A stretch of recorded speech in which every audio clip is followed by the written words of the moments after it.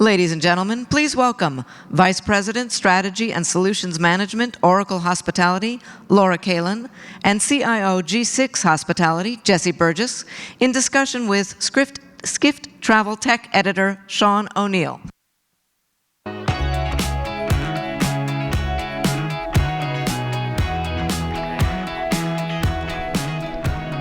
So the title of this session is Tech Decisions Build, Buy, or Partner, and that is probably one of the most pressing and difficult questions that the hotel industry faces right now.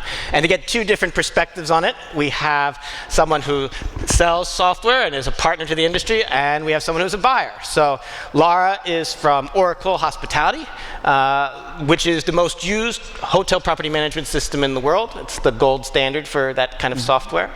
And we have Jessie from G6 Hospitality, which is a company backed by private equity firm Blackstone, owns the iconic brands Motel 6 and Studio 6. Jessie has led in the past couple of years a complete wholesale revamp of the hotel tech stack there, and he's been with the company for about a half dozen years. Yeah. So we're very excited to have both of you. Thank you both for joining us today. Thanks for having us. Thank you. So let's talk about the partner or buy side in the build, buy, partner conversation. And maybe Laura, we start with you. So everyone knows the property management system. We were talking backstage. You said you guys want to be known at Oracle Hospitality for more than just that. Do you have anything to elaborate on that? Yeah, for sure. I know we are expected to continue to be the best when it comes to property management system, but we really are a platform. I know everybody's talking about a platform, and the way we embed the Oracle technology into our platform and enable different functions, different new ways of creating better guest experiencing, enabling that, as well as helping with some of the efficiency on the production side. All that leads us to more solutions. So we've had, for example, sales and events management that we just released on the platform. We're going into new additions to the platform that are coming from the greater Oracle. So it's definitely expanding. Okay. So sales and events management is something that's new now, latest release. Mm-hmm. So Jessie, when we were talking off stage, we were listening to you. We were talking about the earlier presentations that were up there, and John Padgett from Carnival was talking about he's introducing this Internet of Things problem with the project with the medallion, and you talked about they have this. It's a great opportunity because you have everyone is sort of in that controlled space, and one of the things that John mentioned was that they used to have this system that was very focused on the room as the main thing, and John had said that they want to shift it so that the customer is like the key point. You said that resonated with you. What are your thoughts on that? Yeah, I think he really nailed it on that point. I mean, when you think about the traditional property management systems and what they were built for and when many of them were built, the traditional ones, it was focused around that room, focused around distributing the room as the core asset. And our market has changed. There are new opportunities emerging where there were none. There are new connections emerging where there were none, or no capability to connect these resources. So now what you're looking for is a system that allows you to bolt on, allows you to build, allows you to do it in a modern architecture that's loosely coupled, tightly integrated, that helps to deliver more quickly to that customer. So I really appreciate what he said on that topic. Mm-hmm. And so, Laura, we were at High Tech, which is a hospitality tech conference last week, and you and I were talking a bit, and you said that Oracle bought Micros, which made a lot of the property management software in 2014, and you've been working on that integration, and you talked about they have a CX experience. Maybe you could talk a bit about the customer tech that you have. Yeah, I want to talk about what the merger, maybe not merger, but acquisition of Micros meant for Oracle, because there are two ways on how we take advantage of what Oracle has to offer, the tech and the scale, in terms of not just technology, but also experts that we have access to. So a lot is going on into our cloud platform, right? So it's all the technology that goes underneath, or the iceberg, that you don't really see all that complexity that goes underneath to make cloud work and make it really native and make it elastic and make it automated. There is a lot that goes into that. So adopting a lot of that technology from Oracle enables us tremendously. And then we take some other pieces of technology like the integration platform, for example, which is a tremendous set of tooling to enable seamless integrations and self-service and so forth. And then we take advantage of some of these other solutions like CX, that's customer experience, which has like a social cloud, it has a marketing cloud, it has a loyalty cloud, it has a sales cloud, it has a services cloud, all around the customer data management that really is that customer 360, which we're now tightly integrating with. And that's how we now connect the experience, right? So you have all that customer 360 information that you can put into all these different solutions that now comes down into the property management, and you enable the access of data at the type of operation. And that's critical, because while we can enhance the guest experience technologically and digitally, it's very important that we enable the staff at the time when they meet the guest to really recognize the guest and provide that special moment. That's cool. So, Jessie, Laura just mentioned about the cloud, and I know the cloud has been central to you. You have said that trying to get more innovative and be able to more nimble with what you do. Skift Research has a question for you, which is, what is your advice to CIOs and CTOs in hospitality as they look forward for their decisions in 2019 and 2020? Yeah, the prioritization of what you should be looking at, you should look at, we use a term called option value and how we measure the potential effectiveness of what we're going to invest in. Now, a very simple definition of option value is increasing our ability to respond to the demand of tomorrow that we don't know about in what we build today. Increasing our ability to respond quickly and with higher accuracy of what we want to achieve. That option value model is really important. So I would encourage CIOs, CTOs to think about and come up with some quantifiable measures of their option value. Now, what that could mean to them is, do I want to build something that is heavily hardware dependent, or do I want to do my infrastructure as code? Infrastructure as code allows you to build environments, tear down environments. It allows you to experiment. It allows you to make changes with the demands of not only the industry as a whole, but your particular business, because you may have some distinct advantages that your business position can take advantage of, but there's a tight window. And when you can move quickly, when you can do that without all of the lead time that it used to take to deliver technology solutions, you're delivering more value. And frankly, your team will be happier as well, because they'll see immediate return on their investment into whatever that business objective may be. So I would really encourage them to pay attention to things like, what is the option value? Pay attention to things that create flexibility in their platform. Pay attention to things that allow them to evolve quickly, and that also involves, by the way, not only your platform, but your development methodology.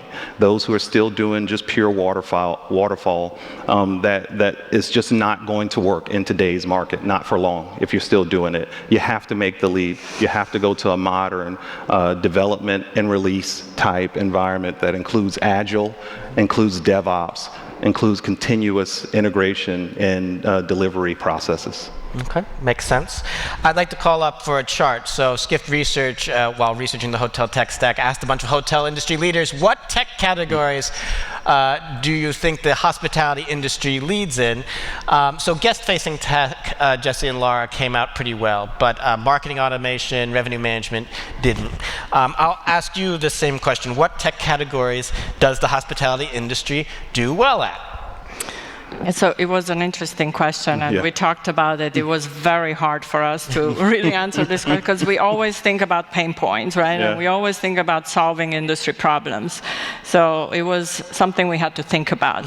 I do agree with the guest-facing tech. I think we also have done some research in terms of how hospitality professionals feel about mobility, for example. Have they achieved a good level of performance with their mobile apps or other sort of mobility solutions? And we had an overwhelming type of response there. I think over 90% thought they do a good job. At the same time, it was also interesting to see that they also feared a little bit that they will be disrupted by somebody that does it better. So, I think it's a controversial subject, but I would agree that this is something that the technology or the hospitality industry has done well. The other things are, I think, in terms of features, functions, sort of things at the time of operations, there are certain things we really do well, and we don't need yet another folio type, let's say, right? That's not necessarily what, it's the technology that enables all the innovation and the platform and the integrations that I think are going to make a difference. So. Okay. Jessie, how about for you? Yeah, looking at the rankings there, I'll zoom in on the customer management and customer service. Great to see that ranking up there high, but I think that's the place where you have a lot of fertile ground to continue to innovate.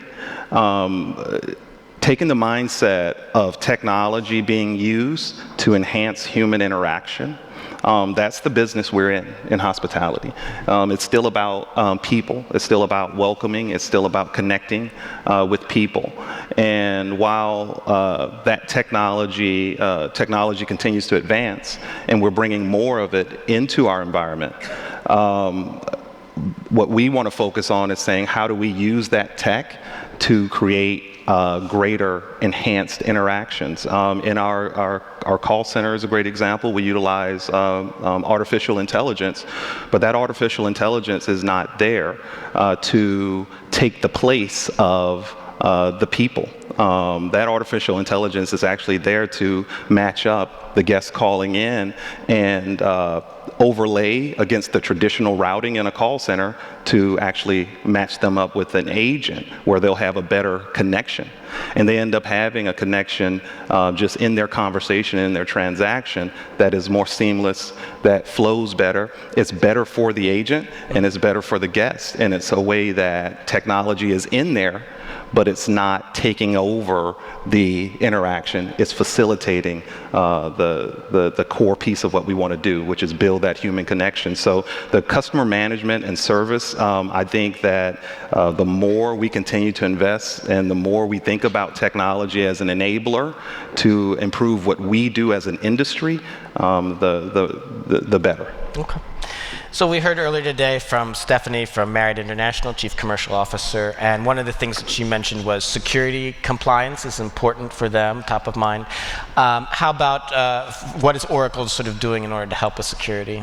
Yeah, this is a huge subject for us. This is where we feel we have, I would almost say, a duty to our customers to take care of that. That is something that we feel our customers should not have to worry, really. Their focus should be more on the guests and innovation and things like that.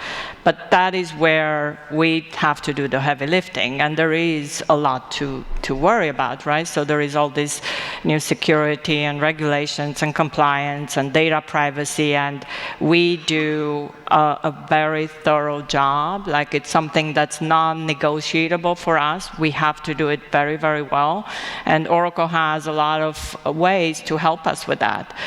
So that's one aspect. And then the other aspect, the fact that we're global and we operate in over 190 countries, so just paying attention to all the regulations around the globe and making sure that, again, our customers don't have to worry about what's the next law in Korea or what's the next law here, and just making sure that the hotels will be able to take care of that. That is where we feel like we have a big role, and we invest a lot in this area, and we really think that we excel.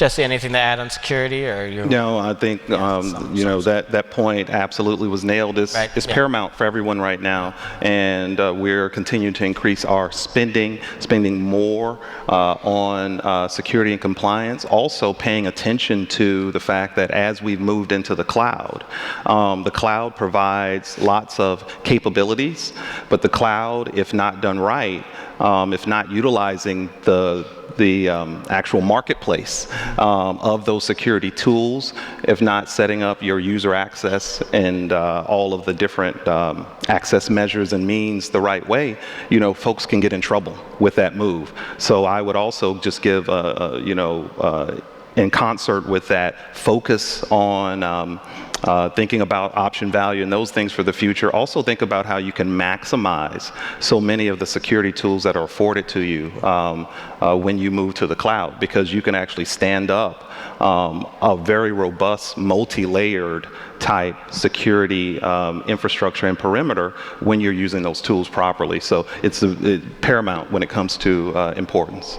So there's so much industry consolidation there, and as you're, looking from your C-suite perspective, as you try to make a build-buy partner decision, what kind of tech to invest, how important is it for you to think how this tech is going to mesh with something that I might be consolidating with in the future? Is there advice that you have for other hoteliers about hotel tech execs on how to keep that in mind, that you're in the best of class and in the right swim lane? Yeah, I mean, you need to have a few ground rules of the tech or of the platform that you're looking at. So number one, I would say is start with the core.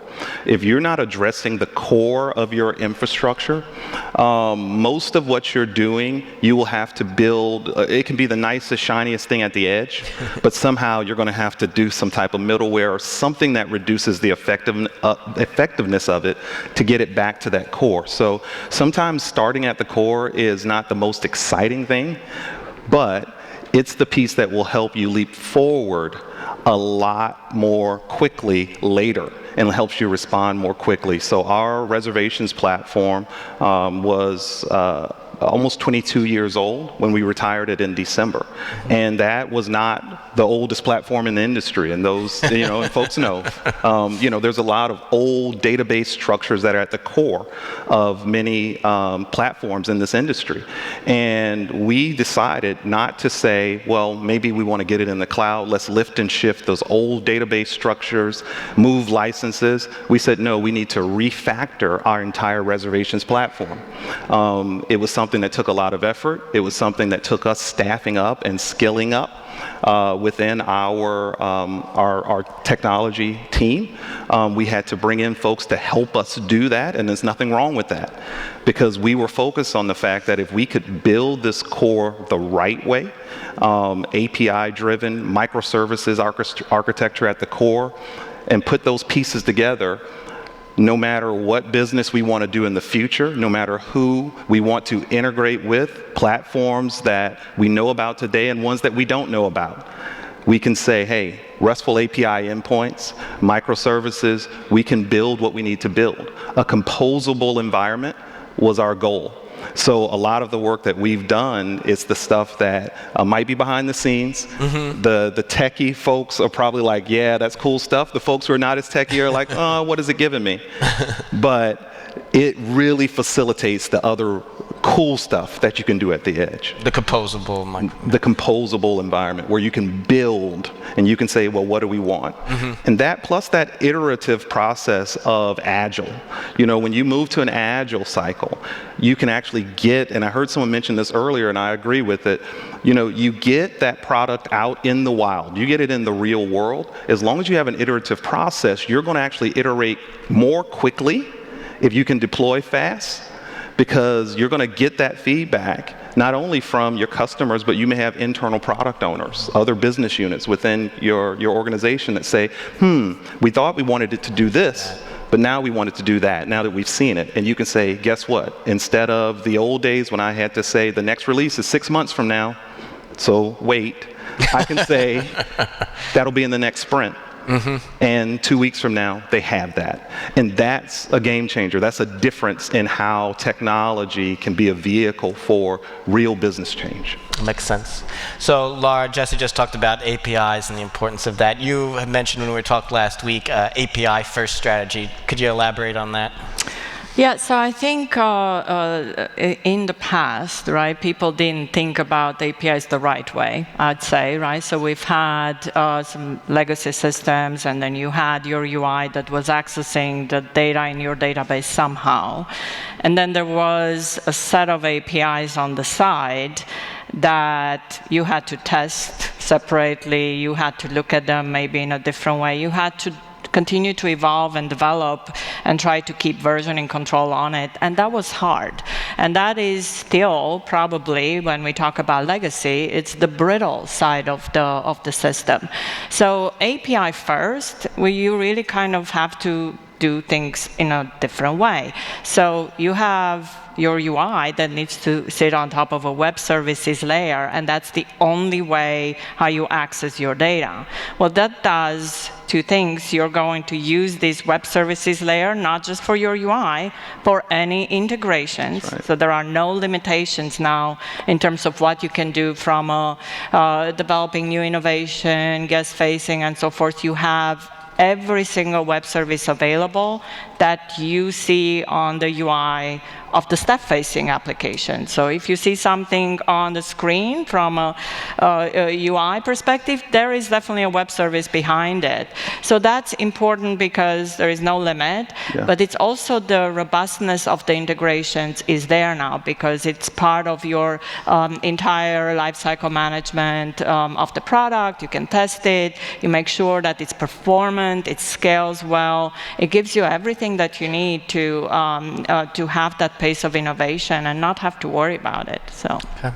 So Laura, we're going to have a startup pitch event later on today, but one thing when we talk to startups, they say that it's not just important to have the technical integrations to be able to participate. You have to have good commercials and fees, and I've heard criticism of how Oracle sort of approaches that. What's your response to that kind of criticism? Yeah, I think, we've heard that too, and we've wanted to change the models for a while, and what we needed to get to was first the technology to enable that, right? So we think that the integration, first of all, it needs to be a lot easier. Second of all, it should be much more automated so that nobody should pay for a consultant to have to configure for a long time, right? It should be just very automated. So that has very low value. And then it should be, the commercial should be around what value is being delivered to whom. Is it the customer or is it maybe the partner that gets some sort of value? And having like consumption-based commercial models is where we need to go to, and that is what the new technology, the integration cloud platform that we take from Oracle, that enables us to do just that. Okay.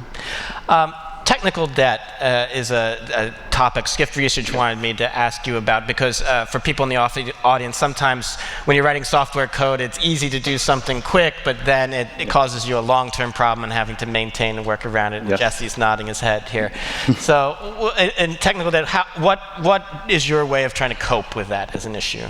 Yeah, I will say, please don't ignore it because it will get you back. Yeah.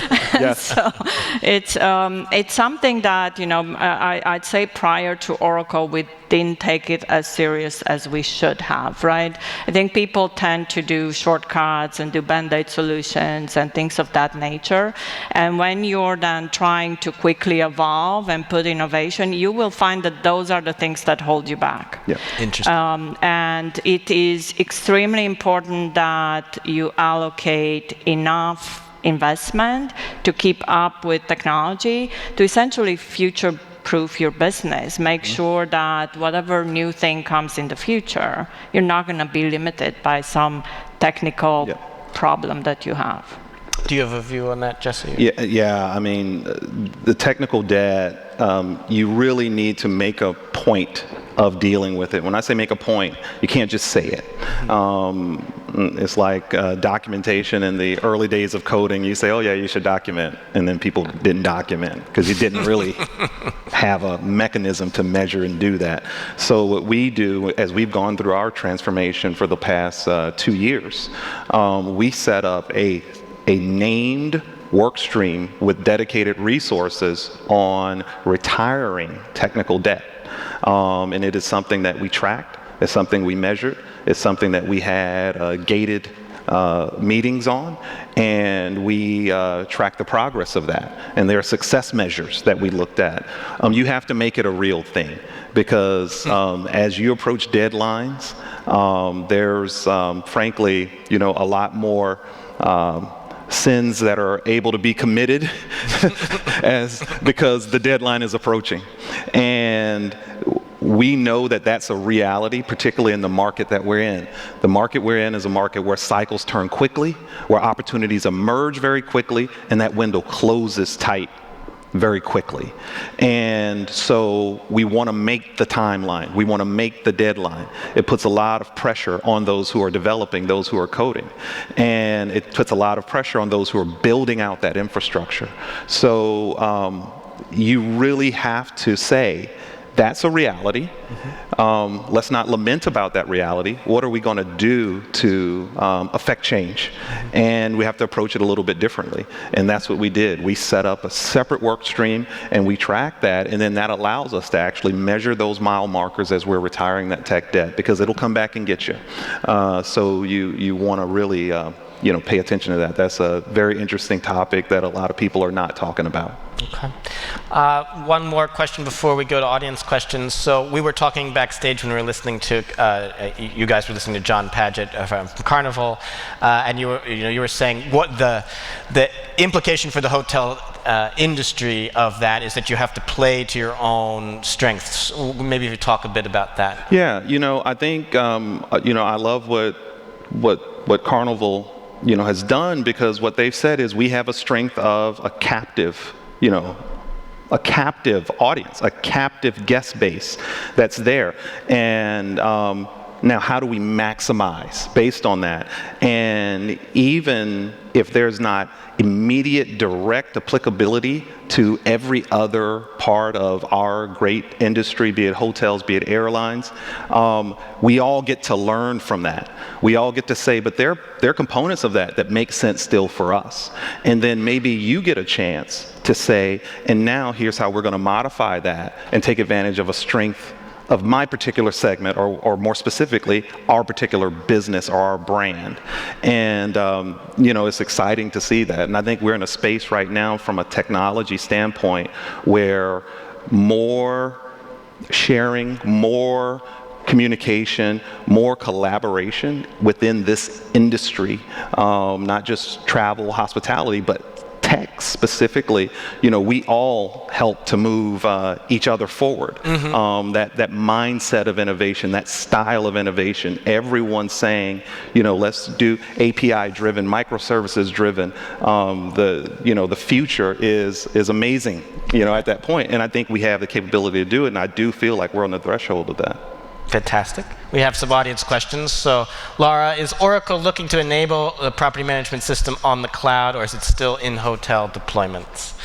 So that means we have to talk to our marketing department, because we've been in the cloud for a very long time, and we have a very robust cloud platform. So and it's very relevant to what you were talking about before in terms of industry consolidation, things like that. We believe we have a very robust cloud platform that it's not just the PMS, but enables you, if you have acquisitions of hotel brands, being able to acquire hotels very, very quickly and put them on your new standard operating procedures. That is all the enterprise tools that we have around our platform, the insights that you get from your enterprise, all that is there.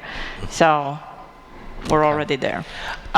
You joked about the marketing side, but would you consider doing a rebrand of some things at some point in order to help? Yeah, we would are consider it. considering it. Okay. Yeah. So G6 Hospitality, any specific AI technologies that stand out in improving your customers' experience? Yes, I mean, so the specific one I mentioned earlier in our call centers, we use a technology called Affinity, and this is the technology that really they are the ones which, by the way, just to be clear, we didn't have to become AI experts within G6 to implement AI, and that's another part of what I think is really exciting about this period right now in tech.